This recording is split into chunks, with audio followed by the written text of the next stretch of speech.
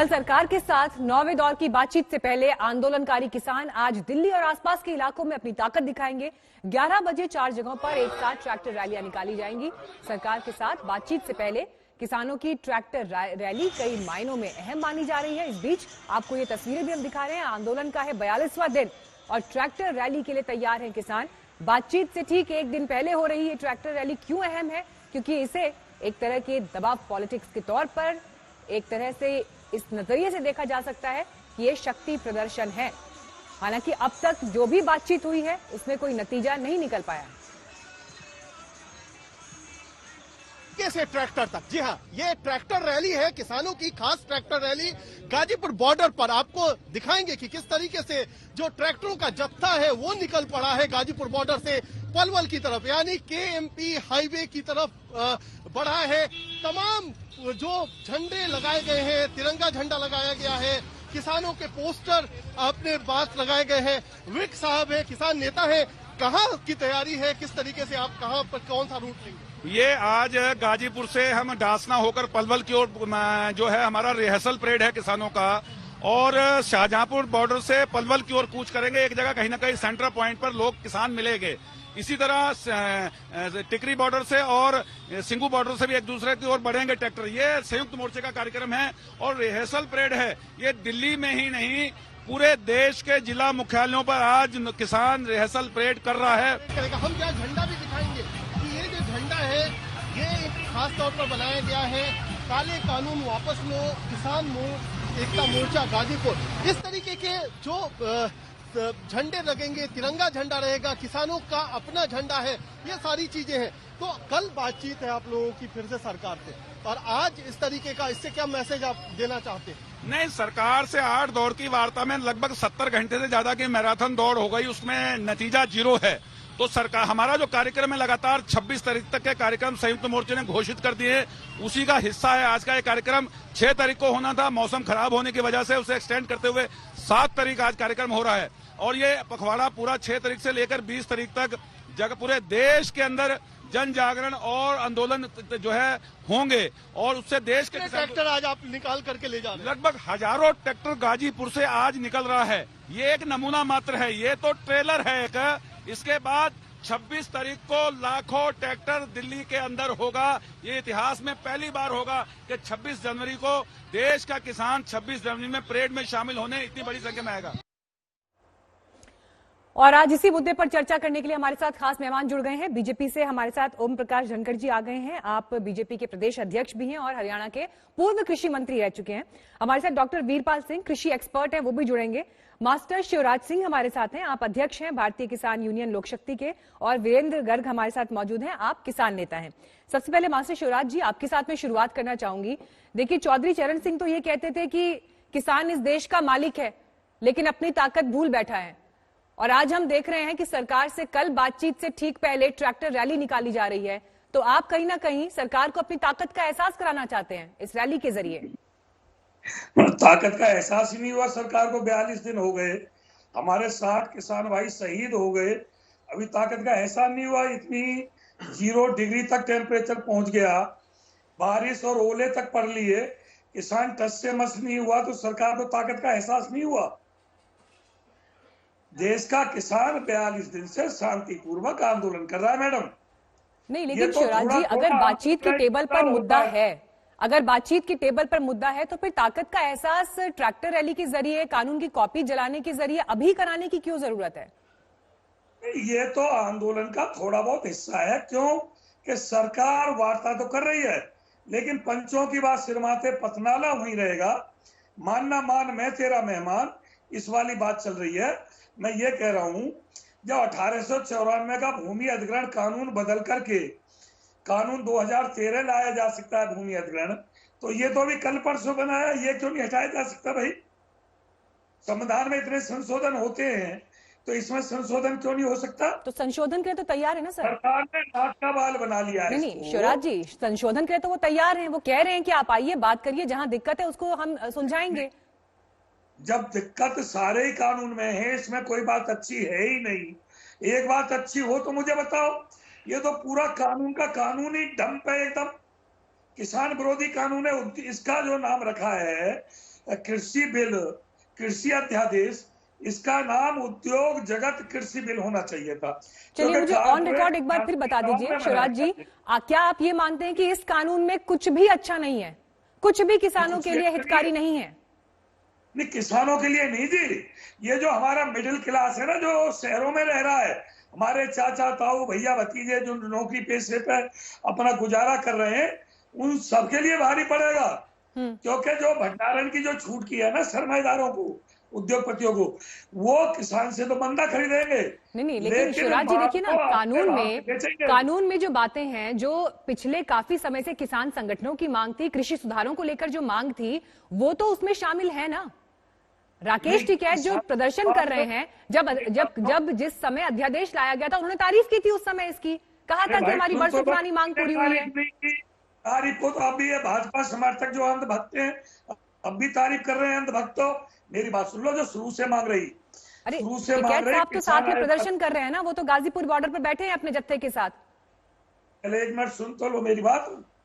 शुरू से मांग रही किसान आयोग का गठन करो, राष्ट्रीय किसान आयोग का गठन करो, और जो लाभकारी मूल्य दो, माननीय स्वामीनाथन आयोग की सिफारिशों को लागू करो, ये मांग थी शुरू से ही। आयात निर्यात के जो सिस्टम में कमी थी उसको सुदृढ़ करो, मांग तो ये थी शुरू से ही। जो बिचौलिया आ रही मैं मास्टर शिवराज जी आपके पास, तस्वीरें भी इस बीच हम दिखा रहे हैं। ये तस्वीरें इसलिए अहम क्योंकि कल बैठक होनी है सरकार के साथ, 9वें दौर की ये बातचीत, और आज किसान ट्रैक्टर रैली निकाल रहे हैं। लगातार किसानों की तरफ से, किसान नेताओं की तरफ से कहा जा रहा है कि कानून वापसी से कम कुछ मंजूर नहीं है, और सवाल अब ये उठता है कि अगर सरकार कानून वापस लेने पर सहमत नहीं होती है तो आगे आने वाले दिनों में आंदोलन किस दिशा में जाएगा, सूरत क्या होगी। और उसका एक जो है पहलू आप आज देख रहे हैं, ट्रैक्टर रैली के तौर पर घोषणा ये की गई है कि आगे कानून की प्रतियां जलाई जाएंगी। फिर ये भी कहा गया है महिला किसान आएंगी, गांव से, खेड़े से निकलकर लोग आएंगे और इस प्रोटेस्ट में शामिल होंगे। वीरेंद्र गर्ग जी, जो बात मास्टर शिवराज कह रहे हैं, आप इस बात से इत्तेफाक रखते हैं, कानून में सब कुछ गलत है क्या? जी देखिए, कानून जिसके लिए बना, अगर उसको ये समझाने में सरकार असफल है कि ये कानून इससे आपको क्या फायदा होने वाला है, हमेशा जितने भी आज तक लोग समझाने आए हैं सभी ये बोलते हैं कि इसमें आपका नुकसान नहीं होगा, आपका नुकसान नहीं होगा। अरे किसानों के फायदे के लिए अगर बनाया गया है तो ये समझाओ आपका क्या फायदा होने वाला है। फायदा होने वाला है बड़े उद्योगपतियों का, फायदा होने वाला है जो बहुत बड़े बड़े भंडारण अभी से बनाने जिन्होंने शुरू कर दिए, 1-1 किलोमीटर लंबे जो स्टोरेज बनाने की जिन्होंने तैयारी शुरू कर दी है, उनका फायदा होने वाला है। जब आवश्यक वस्तु अधिनियम जो छोटे छोटे जो व्यापारी हैं उनके ऊपर लागू है, तो क्यों ना बड़े व्यापारियों के ऊपर लागू होना चाहिए था? क्यों भंडारण की लिमिट उनकी बड़ी कर दें, लेकिन कोई लिमिट तो लागू होनी चाहिए। ये जो फायदा जिसके लिए होना है, जिसको फायदा होना है, उसको तो समझ में आ रहा है किसको फायदा होना है। किसान को अगर ये कोई समझा दे कि मेरे को ये फायदा होने वाला है, किसान मान जाएगा। किसान को फायदा कुछ हो ही नहीं रहा इस बिल से, नाम है किसानों के लिए बिल लाया जा रहा है। ठीक है, देखने की बात यह है कि किसानों को फायदा कुछ हो। ठीक है, ओम प्रकाश धनखड़ जी, अब आप चर्चा में आइए। जो सवाल यहां पर उठाए गए हैं बाकी पैनलिस्ट की तरफ से, क्यों आप लोग अब तक किसानों को कन्विंस करने में नाकाम रहे कि उनके लिए इसमें फायदे की बात क्या है? क्यों उन्हें लग रहा है कि उद्योगपतियों को इससे फायदा होगा? देखिए मीनाक्षी जी, इसमें शुरू से ही एक जगह से इसका जो विरोध शुरू हुआ, और उस विरोध में बहुत सारी बातें ऐसी बता दी गई कि जिनको समझते समझते या एक स्वीकार करते हुए थोड़ा समय लगेगा। और उस नाते से सारे देश में ऐसा नहीं है, लेकिन एक जगह पर थोड़ा ज्यादा हुआ पंजाब में, उसके साथ साथ हरियाणा के कुछ हमारे जिलों में हुआ, और उसके बाद आंदोलन बढ़ा तो बाकी जगह भी बात गई है। मैं नहीं कहता कि बाकी जगह नहीं गई है, लेकिन मेरा ये मानना है, मैं किसान मोर्चा का राष्ट्रीय अध्यक्ष रहा 2 बार, मैं हरियाणा का कृषि मंत्री रहा। बाजार और सरकार दोनों किसान की जरूरत है। जैसे हमारा बासमती जो है वो बाजार में महंगा जाता है, 1500 महंगा जाता है, 1129 महंगा जाता है, लेकिन जब डाउन आता है तो हम उसको भी पीआर के भाव पर एमएसपी पे खरीद लेते हैं। तो दोनों की साथ साथ जरूरत पड़ती है। जैसे बीज हम देते हैं तो 25% हम बाजार में लेके बैठते हैं, किसान को महंगा बीज ना मिले। अगर बाजार महंगा करता है तो हम उसको 35 कर देते हैं, 35 का 50 कर देते हैं, जिससे किसान को ठीक भाव पर बीज मिलता रह जाए। इसी तरह से और भी बहुत सारी जैसी सरकार ने सुविधाएं दी हुई हैं, जैसे पीएसएस स्कीम में दलहन और तिलहन खरीदते हैं, 25% की अनुमति मिलती है, लेकिन सरकार अगर राज्य सरकार चाहे तो 35 और 50 की भी मिल जाती है, जिससे किसानों के भाव ना गिरे। तो इसलिए जब बाजार में भाव अच्छा मिले वो रास्ता भी खुला मिलना चाहिए, और जब रास्ता ना मिले उसको बाजार में तो सरकार की एमएसपी पे खरीद होनी चाहिए। ये बिल्कुल स्वाभाविक बात है। हमने इसको यहाँ सब्जियों पे भी लागू किया। हरियाणा में मैं कृषि मंत्री था तो हम एक भावांतर भरपाई लेकर आए। अगर बाजार में आपको अच्छा भाव मिल जाए तो बहुत अच्छी बात है, नहीं मिले तो जितने में आपका बिक रहा है उसके गैप की हमने यहाँ तैयारी की।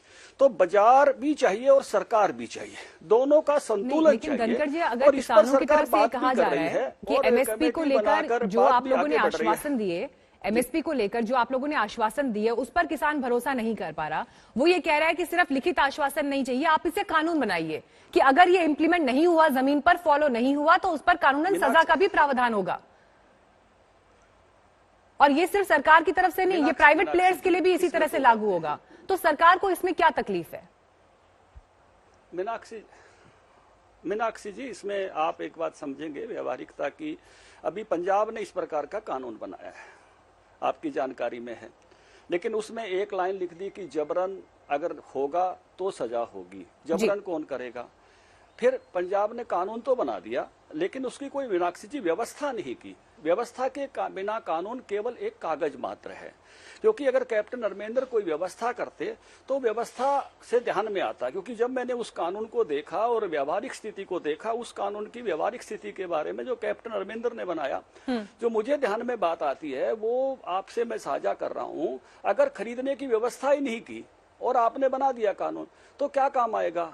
तो इस नाते से जब तक उसका सिस्टम डेवलप नहीं होता, जो कमेटी बनाने की बात मेरे किसान भाई कह रहे हैं, तो उस कमेटी के साथ बैठ के किस प्रकार का इन चीजों का सिस्टम बने। एक और बात मैं साझा करना चाहता हूँ, वो बात ये है। धनखड़ जी, आप कंप्लीट करिएगा, आप प्लीज इसे कंप्लीट करिएगा। एक बार हम अपने संवाददाता कुमार कुणाल का भी रुख कर लेते हैं। ठीक है सर, मैं आ रही हूँ आपके पास। कुमार कुणाल का रुख कर लेते हैं, वो इस वक्त इस ट्रैक्टर रैली में किसानों के साथ मौजूद हैं। Kunal, over to you. क्या अभी हो रहा है, किस स्तर पर प्रदर्शन अभी पहुंचा है? देखिए, NH9 पर इस समय हम आपको ताजा तस्वीरें दिखाते हैं। ये पूरी ट्रैक्टर रैली जिसके साथ हम देख चल रहे हैं। अब हम आपको दिखाते हैं नरेश टिकैत खुद ड्राइव कर रहे हैं ट्रैक्टर को और आगे बढ़ते चले जा रहे हैं। और ये लाइव तस्वीरें आपको NH9 से, जो कि इस समय डासना की तरफ बढ़ रही है और डासना से KMP के ऊपर जाएगी। सैकड़ों की तादाद में ट्रैक्टर, और हम सबसे आगे जहां पर राकेश टिकैत जो कि किसान नेता है, खुद ट्रैक्टर ड्राइव करके आगे बढ़ते चले जा रहे हैं। तो ये जो तस्वीर है ये साफ तौर पर बता रही है कि कल बातचीत है और आज एक तरीके से ये शक्ति प्रदर्शन है किसानों का, ये दिखाने के लिए सरकार को कि किस तरीके से एक है। और तिरंगा आपको हर जगह दिखाई पड़ रहा होगा मीनाक्षी, की किस तरीके से तमाम गाड़ियां, ट्रैक्टर जो है उन पर तिरंगे लगे हुए हैं। और जब हमने बात की अभी थोड़ी देर पहले राकेश टिकैत से, तो उनका यही कहना था कि ये जो है, ये जो रैली है, ये 26 जनवरी यानी गणतंत्र दिवस की जो परेड है, तब 50,000 झंडों का इन लोगों ने ऑर्डर दिया है। 50,000 गाड़ियों को ये इसी तरीके से सड़क पर गणतंत्र दिवस के दिन निकालेंगे। तो ये एक तरीके से उसका ड्रेस रिहर्सल है आज की रैली, और इस तरीके से सड़कों पर निकलेगी रैली। तो ये किसानों का एक तरीके से उद्घोष कि हम साथ हैं, अलग अलग बॉर्डरों से हम चल रहे हैं। और इसी तरीके से होकर के जो है, जो कि पिछले 42 दिनों से चल रहा है, ये आंदोलन लगातार चलता रहेगा। तो ये कहीं से भी न हमारी गाड़ी रुक रही है, न ट्रैक्टर रुक रहा है, हम भी तेजी से बढ़ रहे हैं। और साथ साथ आपको लाइव तस्वीरें भी दिखा रहे हैं कि किस तरीके से ये ट्रैक्टर रैली, जो कि अपने आप में सबसे बड़ी तो नहीं लेकिन बड़ी जो रैलियां हमने देखी हैं उनमें से एक ये रैली जरूर नजर आ रही है। अलग अलग गाड़ियों पर अलग अलग स्थानों से एक साथ कूच करते हुए, एकता दिखाते हुए कि आखिरकार ये जो किसानों का आंदोलन है वो इस तरीके से रुकने वाला नहीं है। जो इनकी डिमांड है कि 3 कानूनों को वापस लेना है, एमएसपी पर कानून बनाना है, उसको सीधे सीधे इसको बुलंद करते हुए ये कुणाल देखिए, मांगे तो किसान NH9 लगातार अपनी उस पर जो डटे ही बढ़ हुए रहे हैं, दासना लेकिन आज जो ये ट्रैक्टर रैली हो रही है कुणाल, ये भी बताइए कि ट्रैफिक पर भी इससे असर पड़ रहा है? आम जो व्यवस्था यातायात की इस दौरान रहती है वो सुचारू रूप से देखिए चल हम रही है? आपको दिखाएंगे दूसरी तरफ ट्रैक्टर रैली की वजह से जो बीच का लेन है NH9 का वो पूरी तरह ट्रैक्टर रैली पर है, और जो दूसरी तरफ की सड़क है जो उस पर ट्रैफिक को डाइवर्ट कर दिया गया है।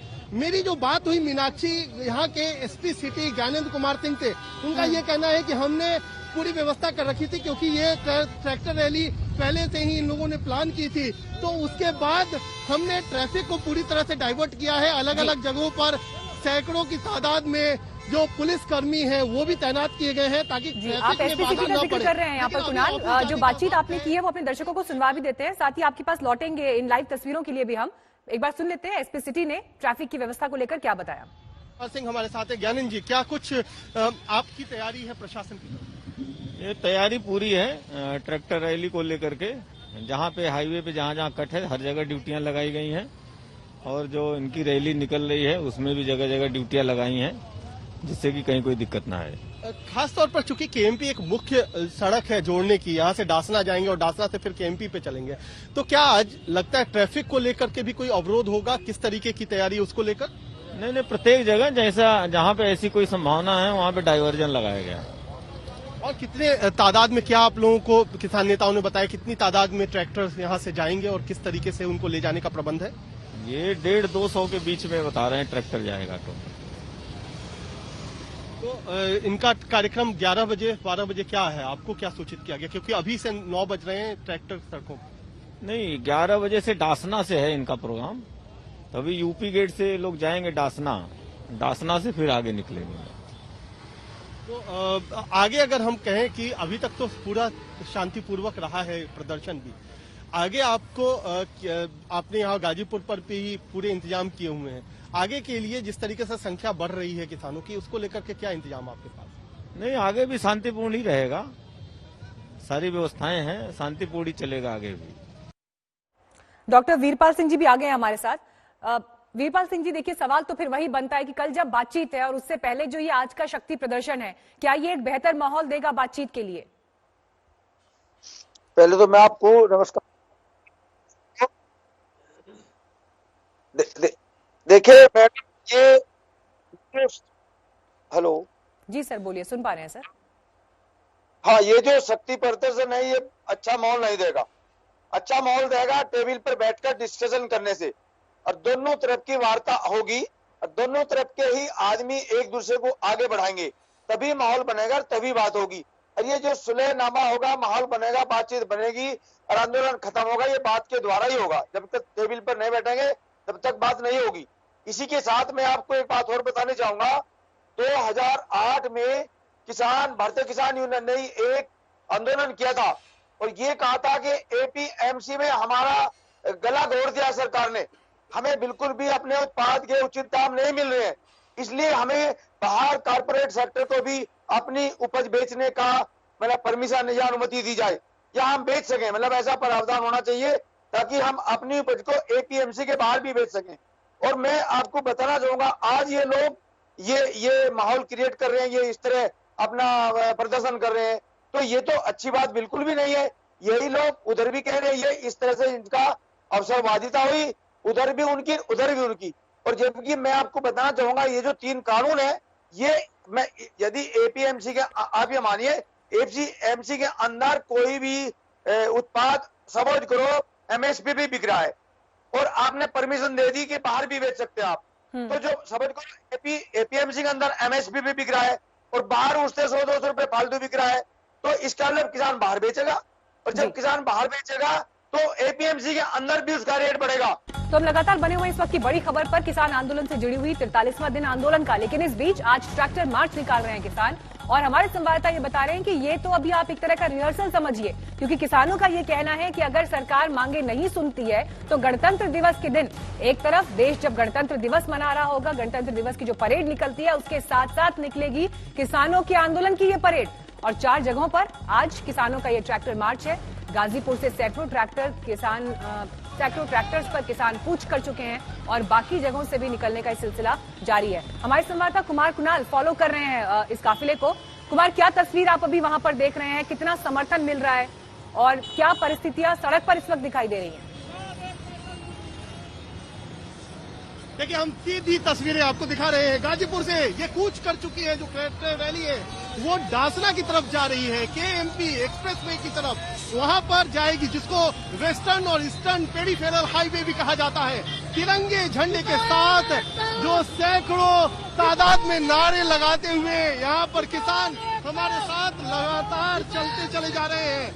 सैकड़ों की तादाद में ट्रैक्टर है। सबसे आगे जो ट्रैक्टर है उसको खुद राकेश टिकैत, जो कि किसान नेता हैं, बातचीत में शामिल होते हैं। कल बातचीत भी है किसानों की सरकार के साथ। उससे पहले ये एक बड़ा शक्ति प्रदर्शन इस समय सड़कों पर किस तरीके से आप देख सकते हैं, तिरंगा, किसानों के झंडे, ट्रैक्टर बढ़ते हुए तेज रफ्तार के साथ लगातार इस समय जो नेशनल हाईवे 9 है वहां पर एक तरीके से ट्रैक्टरों से पटी हुई है पूरी सड़क, और नारेबाजी और तमाम अलग अलग तरीके से बड़ी तादाद में किसान सड़कों पर। ये केवल गाजीपुर से जो ट्रैक्टरों की रैली है वो नहीं निकाली गई है, बल्कि अलग अलग बॉर्डरों से, चाहे टिकरी बॉर्डर हो, सिंगू बॉर्डर हो, ढांसा बॉर्डर हो, दिल्ली के अलग अलग इलाकों से केएमपी पर इस तरीके की रैली इसी तरीके से आज आयोजित की गई है, ये दिखाने के लिए कि अगर सरकार ने इनकी मांगों को नहीं माना तो 26 जनवरी को इससे बड़ी ट्रैक्टर रैली निकाली जाएगी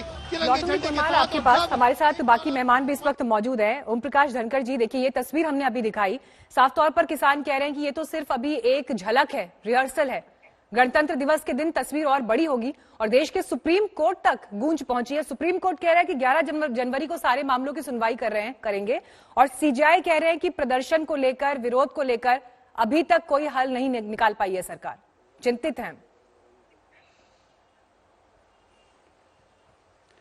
देखिए मीनाक्षी जी, मैं ये कहूंगा कि ये बहुत एक ऐसा मौका है जब किसानों के मुद्दे एजेंडे पर आए हैं।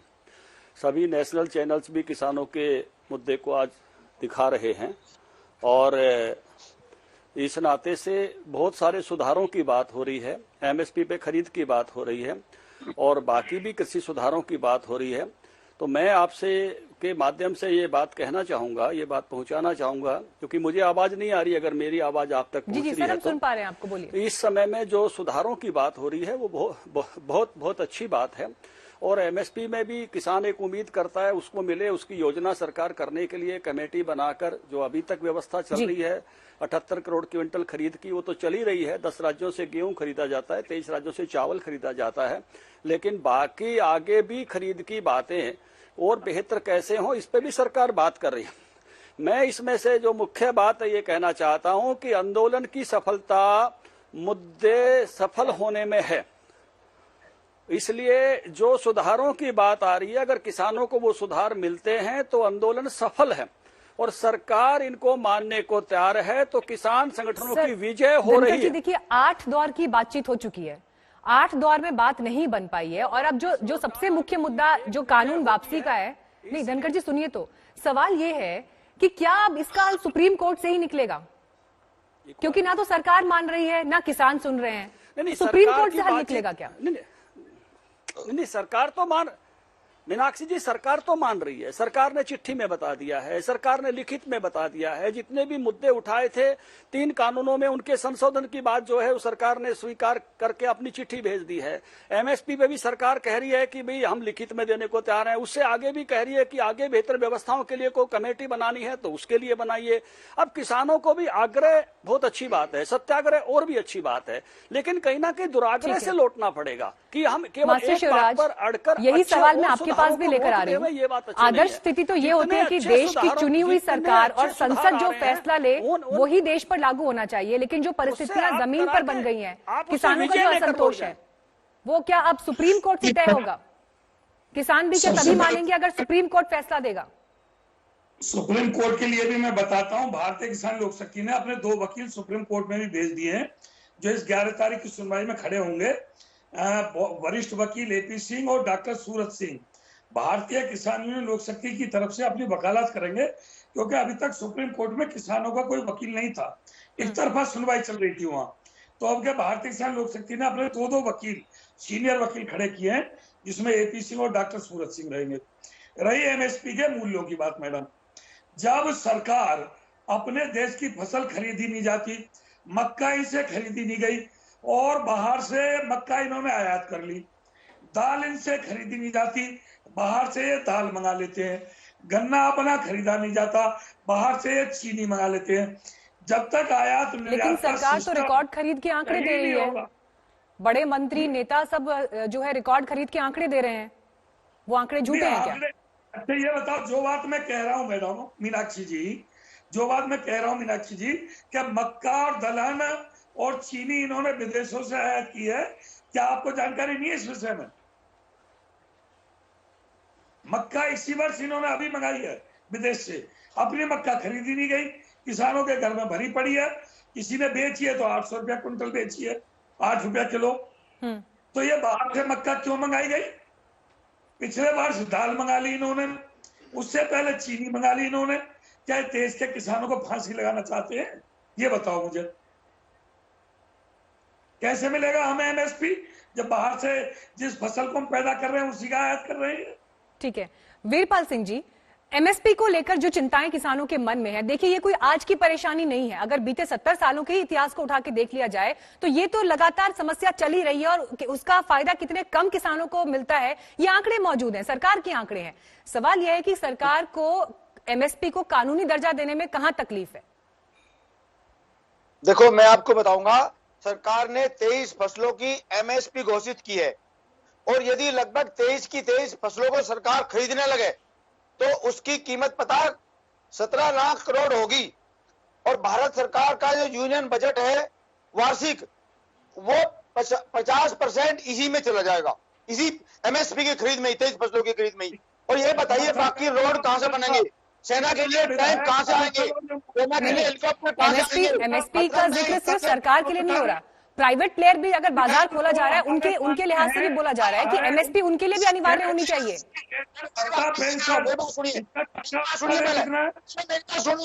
ठीक है, एक एक करके ठीक है, वीरपाल जी की बात पूरी होने दीजिए, फिर मैं शिवराज जी आपके पास आऊंगी। बोलिए वीरपाल जी।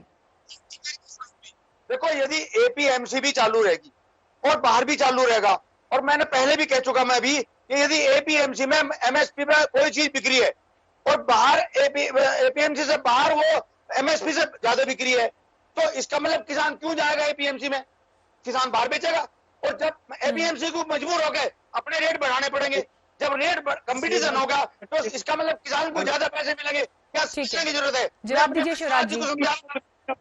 ऐसा कुछ नहीं होगा। ठीक है शिवराज जी, बताइए, जिस बात का जिक्र वीरपाल जी कह रहे हैं कि ये होगा, क्या असल जमीन पर ऐसा होता हुआ दिख सकता है क्या?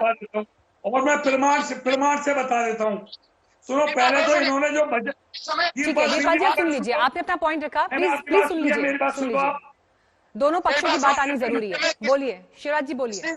किसान को तकनीकी की आवश्यकता है, किसान हो गया था। ठीक है वीरपाल जी, एक सेकंड, एमएसपी पर क्लियर होने दीजिए ना पॉइंट। एक सेकंड, आपने पॉइंट रखा, अब एक बार शिवराज जी का जवाब सुन लेते हैं। बोलिए शिवराज जी। तो वीरपाल ने कहा अभी कि इतना बजट देश का किसानों पर लग जाएगा, तो पहले तो इनसे ये पूछा जाए जो हमारे माननीय हैं विधायक, सांसद, मंत्री, मुख्यमंत्री, प्रधानमंत्री, इनकी वेतन पे, तनख्वाह पे, भत्ता पे और पेंशन पे देश का कितना रुपया खर्च होता है, इसको क्यों नहीं कम किया जा रहा?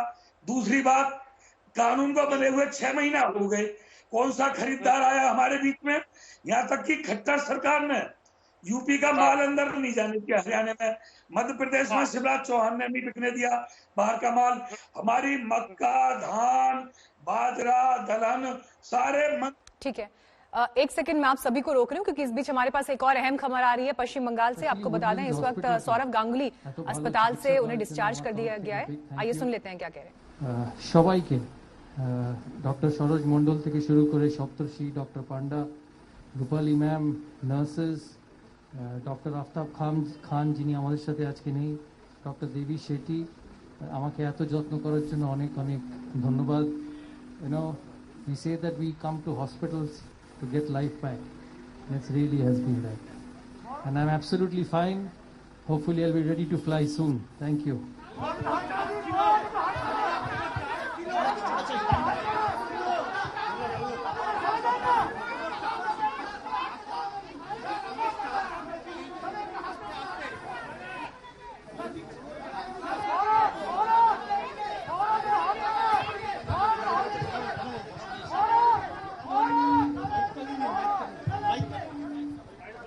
सौरभ गांगुली को आप सुन रहे थे, बीसीसीआई प्रमुख और टीम इंडिया के पूर्व कप्तान। अस्पताल से उन्हें छुट्टी मिल गई है, डॉक्टर्स का उन्होंने शुक्रिया अदा किया और आपको बता दें कि उनको दिल का हल्का दौरा पड़ा था, जिसके बाद उनकी तबीयत नासाज रही तो उन्हें अस्पताल में भर्ती कराया गया था।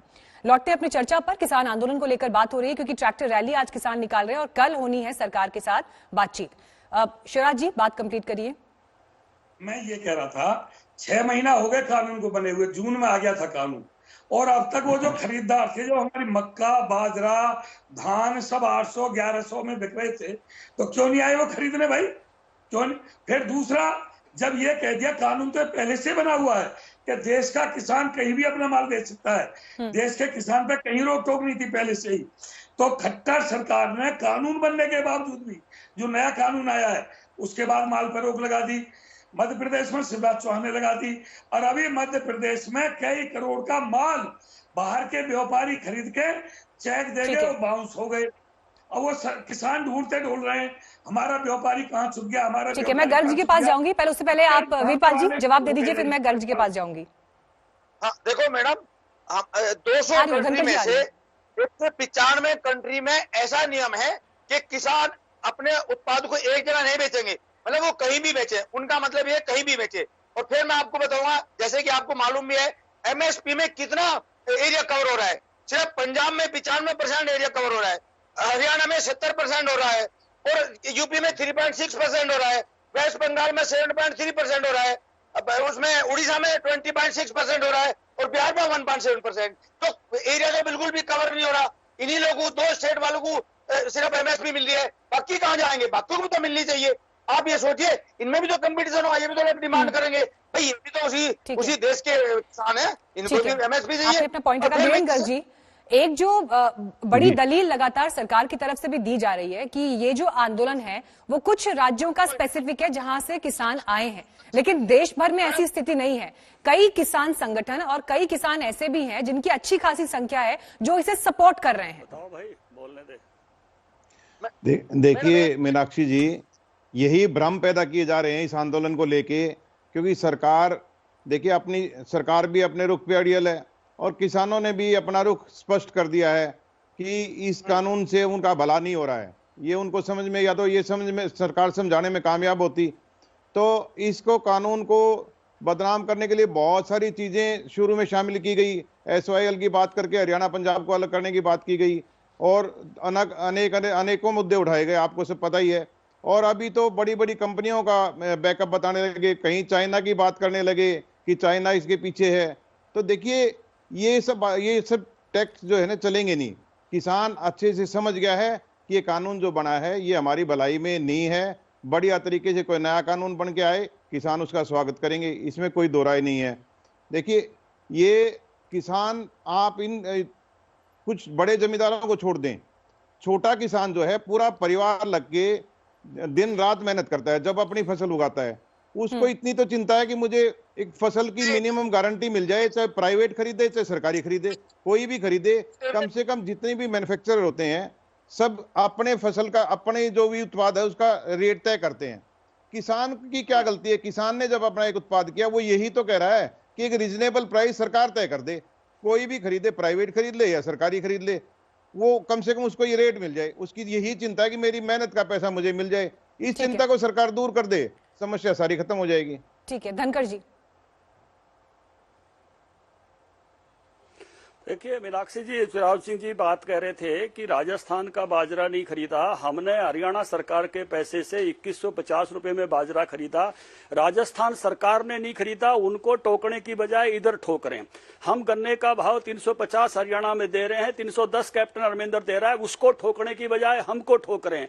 ये जो कुछ राज्य सरकारों ने धर्म निभाना चाहिए, मक्का कैप्टन ने खरीदनी चाहिए थी, बाजरा गहलोत ने खरीदना चाहिए था। अपने अपने राज्यों में किसानों के लिए पैसा खर्च किया नहीं और यहां आके आंदोलन की रोटियां सेक रहे हैं ये कांग्रेसी लोग। इन्होंने इनको भगाना चाहिए और इनकी पोल खोलनी चाहिए कि जो अपने प्रदेश के किसानों का भला नहीं कर रहे। हम अपनी सरकार का पैसा दे रहे हैं गन्ने का भाव मेंटेन करने के लिए। ये जो झूठा किसान हितैषी होने का ढोंग करते हैं, जो झूठा किसान हितैषी होने का ढोंग करते हैं, आके रोटियां सेकते हैं आंदोलन में, आके सोते हैं वहां पे और वहां का दिखावा करते हैं, और जो किसानों का भला नहीं करते उनके पोल नहीं खोलते। ये राजनीति है। हमने 1,000 रुपए अपने बाजरा के किसान को ज्यादा दिया है, 8,000 रुपए एकड़ का फायदा पहुंचाया है, 26,000 रुपए एकड़ का गन्ना किसान को फायदा उठा रहे हैं। वो इनके साथ मिलकर काम कर रहे हैं। वो आके यहाँ रोटियां सेकते हैं, कभी दीपेंद्र रोटियां सेकता है, कभी शैलजा सोती है, कभी सूर्यवाला सोता है, कभी लेकिन धनखड़ जी, अगर आप इस पर राजनीति का आरोप लगा रहे हैं तो जिन राज्यों में आपकी सरकार है विरोध की आवाज तो धनखड़ जी लेकिन वहां पर भी दिखाई दी ना। उत्तर प्रदेश के किसान भी बैठे हैं, विरोध तो हरियाणा में भी हुआ ना। सबसे ज्यादा अगर पंजाब हरियाणा में कहा जा रहा है तो विरोध तो हरियाणा में भी हुआ ना। टीवी पर बैठकर इन्होंने उन झूठों की, किसान विरोधियों की, उन मक्कारों की पोल खोलनी चाहिए। मैं कह रहा हूँ जो किसानों का बाजरा शिवराज जी जवाब दीजिए, फिर मुझे ब्रेक पर जाना है। एक लाइन में कंक्लूडिंग रिमार्क, इसी के साथ हम बहस को खत्म करेंगे। Concluding remark Shivraj ji. पलवल पे, नोएडा पे, गाजीपुर पे 8-10 बम गिरे तो फिर इनको बोलने का मौका ही नहीं मिलेगा, ना रहेगा 12 बजे की बात। अपने किसानों को 8,000 रुपए एकड़ फायदा पहुंचाया है, 26,000 रुपए। देखिए राजनीति के जो आरोप लग रहे हैं वो एक तरफ, लेकिन देश का सुप्रीम कोर्ट तक ये कह रहा है कि इसका हल निकलना चाहिए, बातचीत से हल निकलना चाहिए। और बातचीत की टेबल पर कल 9वें दौर की बात अब होने वाली है। उम्मीद एक बार फिर यही कि कम से कम हल निकले और जो किसान बैठे हैं इस भीषण ठंड में बॉर्डर पर वो अपने घरों को लौट सकें और शांतिपूर्ण तरीके से इसका समाधान हो। आप सभी का बहुत बहुत धन्यवाद चर्चा में हमारे साथ जुड़ने के लिए।